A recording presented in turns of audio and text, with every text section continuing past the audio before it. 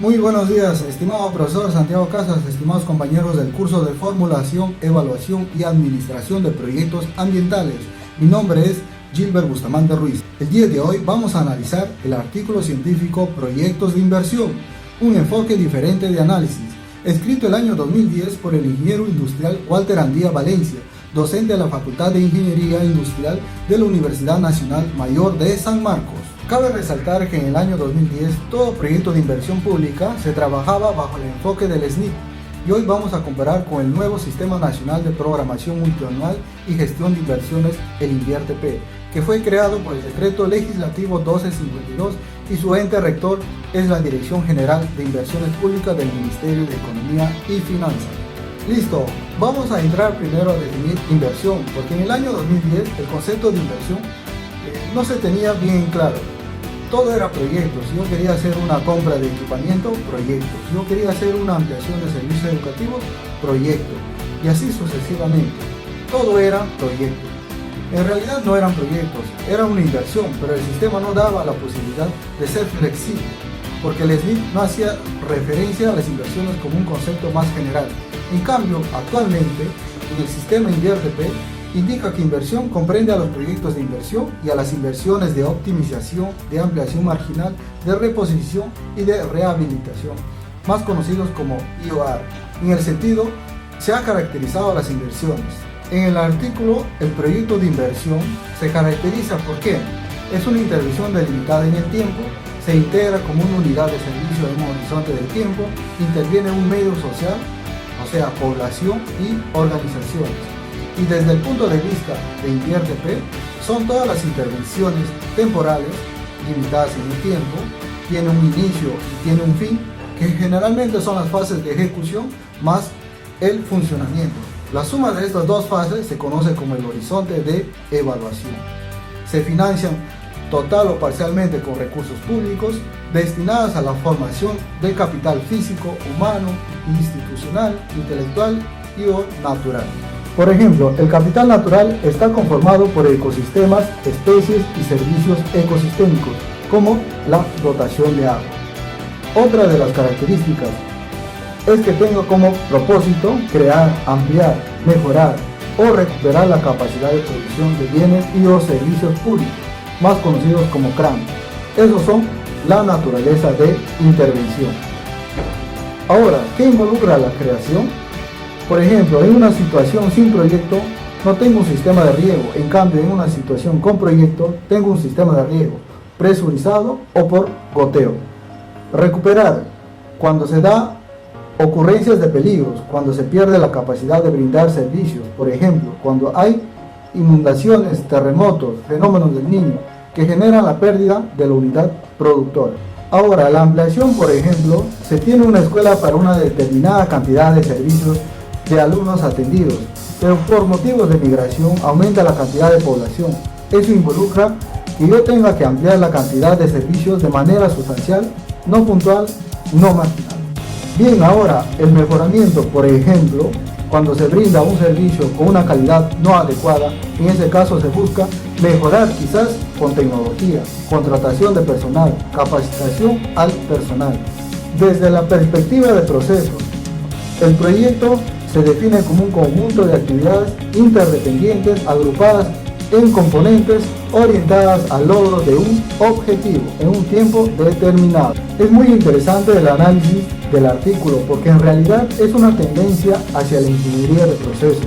Es donde hay entradas y salidas y eso ya viene sucediendo en el nuevo sistema de INVIERTE-P, en donde se identifica el proceso de producción de servicios de una unidad productora y los activos necesarios dentro de los subprocesos para llevarlos a cabo. Desde la perspectiva de estudio, el proyecto de inversión es aquel donde se plasma con claridad y detalle lo que se desea lograr. Además, permite justificar la intervención desde distintos puntos de vista para dar solución a una problemática.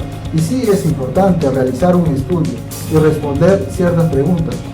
Y esto se realiza mediante un diagnóstico y actualmente en el INVIERTE-P se realiza el diagnóstico bajo 4 ejes. El primer eje, el territorio. Tenemos que hacer dos subprocesos muy importantes: la identificación y la caracterización. En la identificación tenemos que delimitar el área de influencia, el área de la unidad productora y el área de las otras unidades productoras. Ahora, la suma de los tres se le conoce como el área de estudio y esto se realizará a través de mapas. Ahora, nuestro segundo punto es la caracterización del territorio.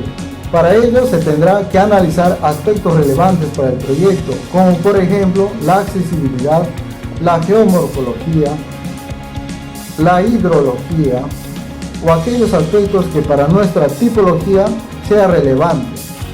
Y siempre en la identificación del territorio es importante realizar la identificación de los peligros a desastre, sean estos morfológicos, climatológicos o antrópicos. El segundo eje estratégico corresponde a la unidad productora de servicios. Aquí tenemos que analizar y generar perspectiva de cada uno de sus factores de producción y en ellos variables de análisis para cada factor de producción.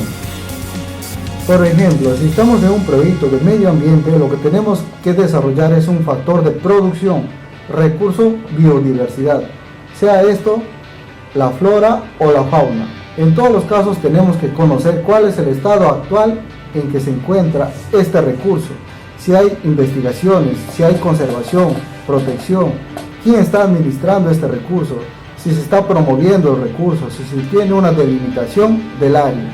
Entonces podemos decir que es importante no solamente realizar la descripción y análisis, sino la perspectiva del horizonte de evaluación, considerando la cuantía del recurso, ya sea de flora o fauna, que se pretende alcanzar con el proyecto.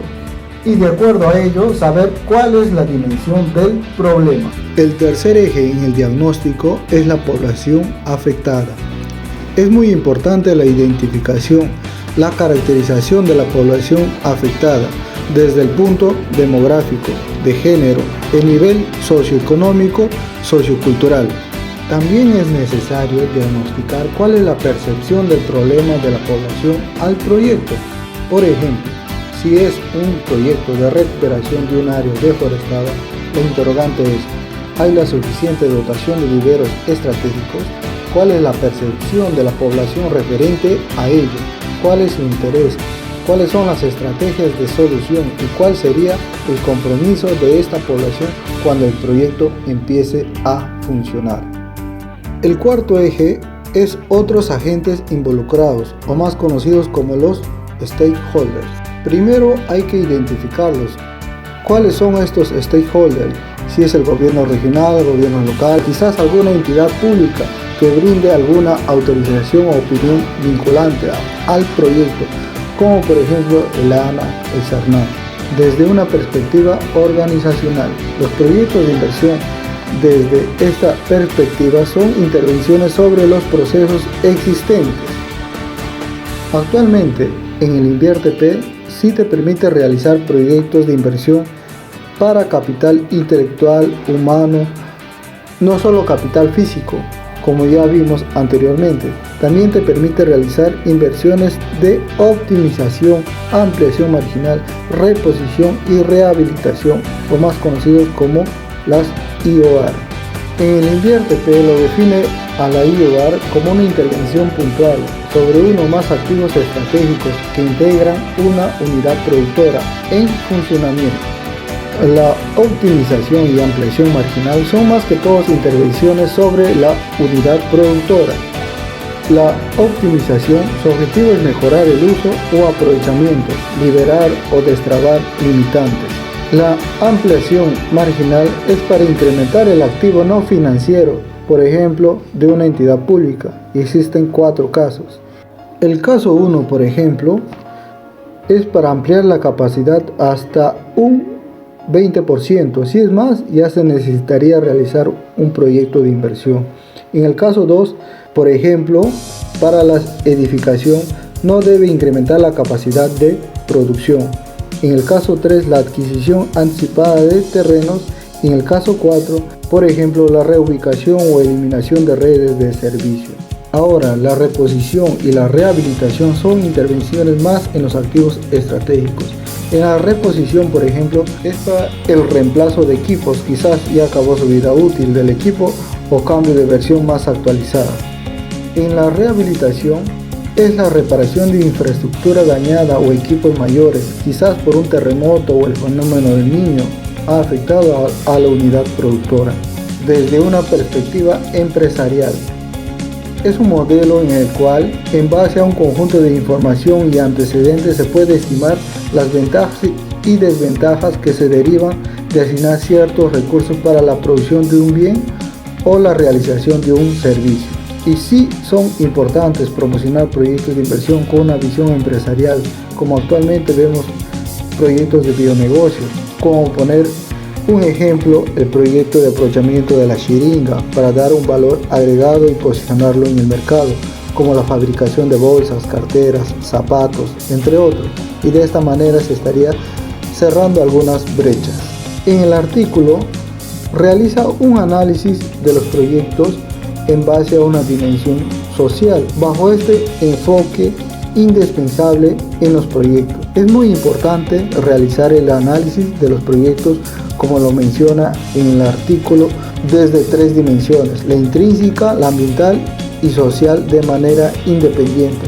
De esta manera vamos a ganar certeza si el proyecto es viable, no es viable, se posterga o se sigue estudiando. Por eso, a un proyecto de inversión se puede dar viabilidad cuando se tiene consistencia social, técnica, ambiental, de sostenibilidad, saber si la población encuentra favorable el proyecto. Quizás antes del proyecto posiblemente entre una IOR para poder optimizar una situación actual.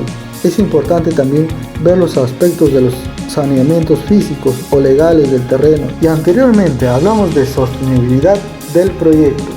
Para ello debemos tener en cuenta que la entidad tenga una cuantía muy adecuada para operar y mantener el proyecto. No un presupuesto subdimensionado, sino un presupuesto que permita un adecuado mantenimiento, capacitación, monitoreo permanente y seguimiento de las diferentes metas. De esta manera se garantiza tener un excelente proyecto en la fase de funcionamiento, y es esta fase la más importante, porque aquí es donde la población afectada va a recibir los beneficios del proyecto y de esta manera cerrar brechas. Conclusiones. Las perspectivas planteadas en este artículo se han incorporado en el nuevo sistema de inversión pública. Ante esta recesión económica por la pandemia, un formulador de proyectos ambientales debe buscar primero realizar una IOR antes que un proyecto. Es importante incorporar en los proyectos de inversión procesos circulares y bajo un enfoque social y ambiental.